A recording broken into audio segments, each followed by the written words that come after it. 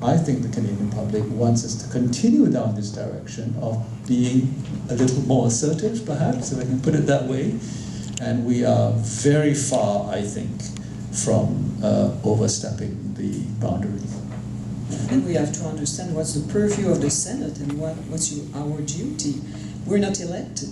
And you know, the principle of deference, we need to defer to the elected chamber, which is the House of Commons, because they represent the will of the electorate of Canadians. So it's important that we realize that we're there to improve, to try to get a better balance for minorities, vulnerable people, regions, and so on. We recommend our amendments to the other place and to the government, and then it's up to them to make their decision, and they will be judged by the electorate at the next election.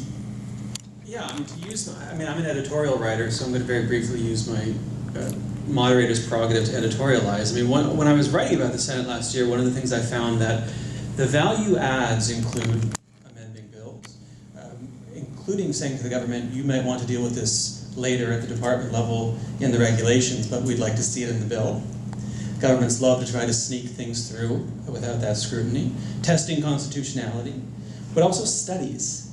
One of the things I admire about the studies, and if you think about democracy as a system rather than an election in a House of Commons, you have courts, you have the Senate, you have departments, you have activists, you have protests, you have all kinds of things. One of the roles of the Senate is to put things on the agenda that the House of Commons, for the love of God, doesn't want to touch.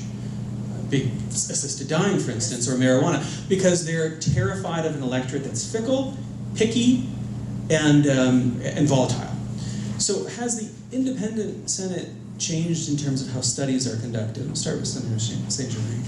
I would say in terms of studies are conducted, perhaps not, but the broader spectrum of the topics for studies has changed because we have a greater diversity in the profile of senators. We have scientists, we have medical doctors, we have engineers, social workers, former civil servants, a few of them, by the way, I'm one of them.